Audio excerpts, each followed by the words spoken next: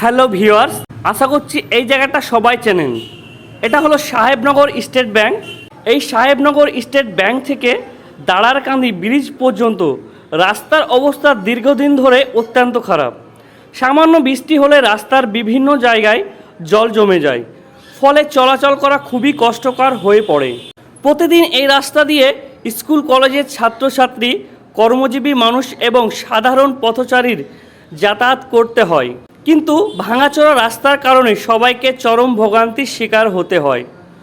সবচেয়ে খারাপ বিষয় হলো কোনো জরুরি বা এমার্জেন্সি রোগীকে নিয়ে অ্যাম্বুলেন্সে করে হাসপাতালে যাওয়ার সময় এমন পরিস্থিতি হয় আরও ভয়াবহ হয়ে ওঠে।